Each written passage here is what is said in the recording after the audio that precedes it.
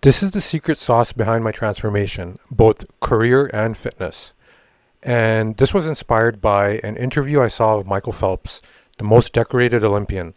His coach in an interview described a 6 year Excel tracking sheet that they used daily to track progress. And the result was 23 gold medals. Now, we might not get gold medals, but I challenge you to use this sheet daily for the next 6 years. That's exactly the challenge I gave myself. Now, it's very easy to use. You just have to input three things. The first is your number of sets of exercise. The second is the numbers of focus hours you did for the day. And this can be your work, but only if you're actually focusing. If you're taking breaks, it doesn't count. And it can be also the time you're focusing outside of work on personal study or focus tasks or whatever, but productive hours. And then the third is the numbers of minutes read. Now, these are the three keystone habits, and that's what we track. And for exercise, I know I'm saying number of sets, but if you're doing cardio, what I do is each 5 minutes I convert it to 2 sets. That way I don't need 2 tables, and that's how I do it. So you set your own goals, but when you start your day, you update the numbers from yesterday. Now, what are keystone habits? They are consistent behaviors that trigger a cascade of other positive results automatically in productivity, health, and personal growth. Now, the first one's exercise because basically it allows you to enter flow state much easier. That's because it raises your baseline dopamine, and dopamine is a precursor to focus. So I focus on that one first, and that helps with the next one, the focus hours. So basically, exercise allows you to enter flow state easier. So it is our number one keystone habit. It makes everything else better. Then second, the focus hours, the actual time you spent in deep flow state, is the most critical activity for productivity. So we track that one next. And then third, we track number of minutes read because we should all be reading. And if you track it, you'll find that you'll end up making time for it. Maybe after you enter a bunch of zeros for a while and then eventually you get to it. But at least you don't forget about it. Okay, so let's see how this works. Okay, so over here there are three tables. 1, 2, and 3. The first table tracks the number of sets. The second table tracks the number of hours of exercise. And the third table tracks the numbers of minutes read. Now, the way this works is a week starts on a Sunday and ends on a Saturday. So this is Sunday, Monday, Tuesday, Wednesday, Thursday, Friday, Saturday. And it works like that for every table. And at the top, you can see January, February, March, April, and so on. So it's all put together so you get one nice view. And when you zoom out, you can see your whole year. And I have my other years over here as well. So that's how that works. And at the top, you'll find a sum of the total values for the week. In this week, it is 120 sets for the third week of August. And it is just a simple sum function. And you can change that if you want to. Now for here, it's the number of hours of focus hours. So this again would be Sunday to Saturday. And then this would be the total. And for reading, I just have a status indicator, X, exclamation mark, and check mark. It looks at your patterns, and the good ones, it puts a check mark. So these conditional formatting you can change. It's up to you. For me, if I put a 9 here, I know I get a green. But if I put an 8 here, I get a yellow. Number of sets means I didn't hit my target for the day. Or if I go below, let's say if I put 3, it's still a yellow. So it's yellow or green notation up there. And for the number of focus hours, my personal target is 11 hours gets me a green. Anything below that, let's say if I do 7 hours, it gets me a yellow. And below 5 hours is a red. So you can highlight that and change it to whatever your personal targets are. All right, so what do you get for all of this? Well, you get a few graphs. These are the metrics. And I'll scroll down here. So if you do this for a while, what you'll get is 3 graphs that are by quarter. The first is sets by quarter, the number of sets of exercise. The second is reading by quarter. And the third is hours of focus by quarter. This is nice because you can see how your performance was in the past and you can get to learn patterns that work for you. So for example, over here in Q3 2022 to Q3 2023, I tried working out 7 days a week, which I did successfully for about a year.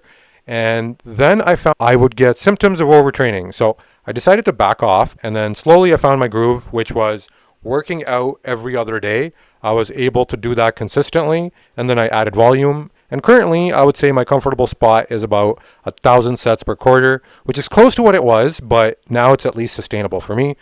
For hours read by quarter, for some reason in Q4 2022, I went ham. I read a lot. Since then, it went down, and slowly I've been bringing it back up, and so on. And you can see over here the hours by quarter. So once you do this consistently, you'll be able to get these numbers by quarter.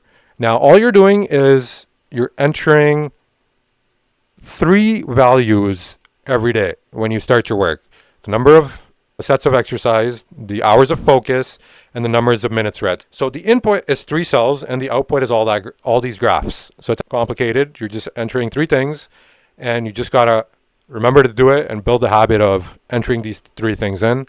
And then this graph is number of focus hours by week. And this is for 2025, and it's broken down into quarters. So from here to here is Q1, from here to here is Q2, from here to here is Q4. So lately, I have been pushing hard on a project, and I can see that I am above my target. So about 70 hours a week I've been pushing. So that was for the past 4 weeks. Before that, I participated in summer activities, hiking and so forth. So it was a little bit less, but at a glance, I can see how I'm doing throughout the year. And that is the focus by hours chart. Now, at the top, you have a graph that presents you 3 data points in one. So it's like a data dashboard for yourself. So you have the number of sets of exercise in blue. You have the total hours you worked in orange. And then you have the number of hours of reading in gray. And then I have a 2-week moving average for the number of weekly hours that I focused. So that way I don't have to look at the bar graph. I can just look at the dotted line for a trend of how my focus activity is going. And that is your information at the top.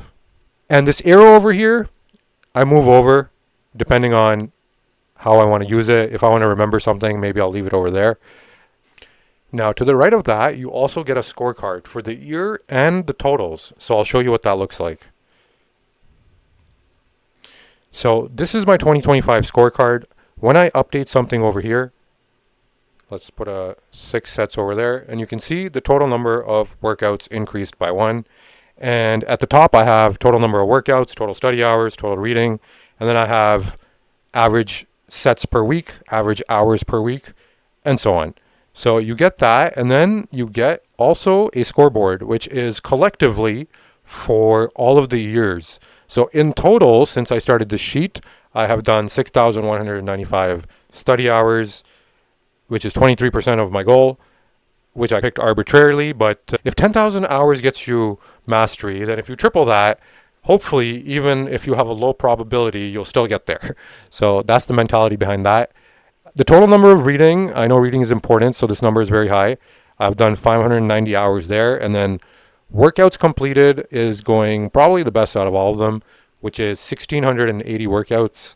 So this scorecard, the way this works is if I double click here, this is getting the number from here. And if I double click here, it will get the number from the 2025 sheet plus what was there in the 2024. And then they just tally up as the years go on and you get a scorecard.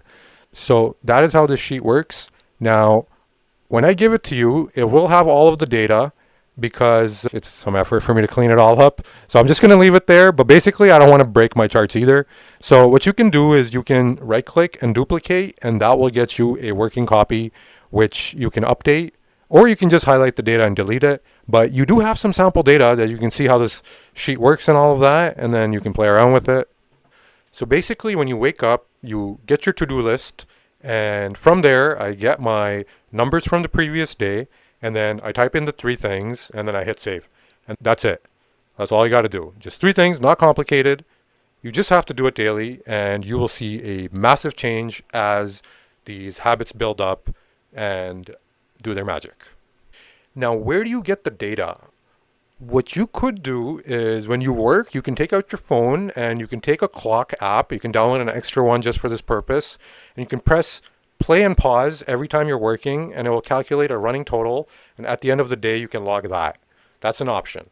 Now, what I personally like to do is I like to use a productivity journal, which is basically a journal with all of your to-do lists. And in one area, you make a table with the log of your focus hours and so on. Now, I like to do it by hand because writing has shown to activate more areas of the brain than anything else. So that's how I recommend it, but it is up to you. So I would say get a journal, and this will be your productivity journal, and create your to-do lists here for the day. Once you do it, you can also input it into your computer to-do list or your phone to-do list or whatever. But start here, and then have a dedicated page to tracking. So I'll show you how I do that and how mine looks like right here.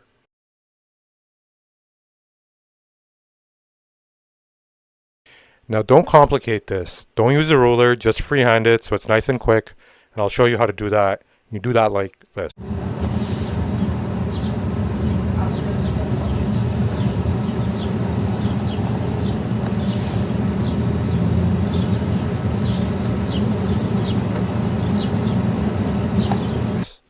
And that's it. That's how you do it. It's very easy. That's how you gamify your progress.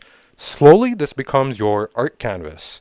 And that's how I put on the 40 pounds of muscle. And that's how I upgraded my career from minimum wage to earning more than $17,000 a month take home as a BI FinTech project management consultant by working on the 3 Keystone habits. And those allowed me to achieve what I was after. Enter your email and I'll send you a free copy of this Excel tool. And I hope this sheet is as fruitful for you as it has been for me. Hammers, build your body and your bank. Check out how to earn 10K per month plus with my Business Intelligence Finance Technology Consultant Training Accelerator program. Link in the description.